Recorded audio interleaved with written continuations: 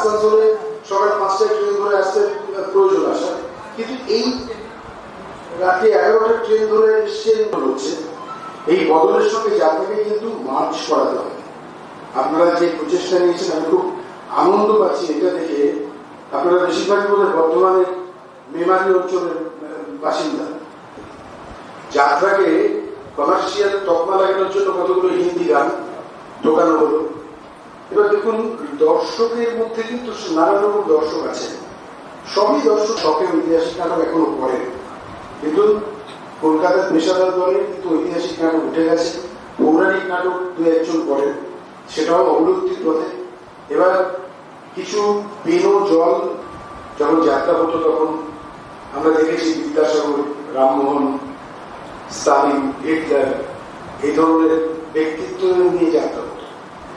অনেক বড় দুর্দিন কাটিয়ে আবার যাত্রা সোজা হয়ে দাঁড়াতে চলেছে। এখনো পর্যন্ত আমরা ভুগছি, কিছু 2-1 বছর আরো সময় লাগবে। তবে একটা কথাই বলি, আপনারা সংগঠন করেছেন যাত্রার সামগ্রিক উন্নতির কারণে, উন্নতির প্রয়োজনে। সবার আগে আর এখানে মঞ্চে যারা বসে আছেন তারা অত্যন্ত সম্মানীয় ব্যক্তি। সবার সামনে বক্তব্য রাখার মতো এরকম বিষয় আজকে নয়, আজকে শুধু আনন্দের দিন। বক্তব্য যদি কোনো সময় স্কোপ আসে, প্রথমে সশস্ত্র প্রোগ্রাম চালাচ্ছে। মানে এই নামটা দিয়ে যে একটা সংগঠন শুরু হতে পারে, এটা একটা যুগান্তকারী ঘটনা বলে আমার মনে হয়।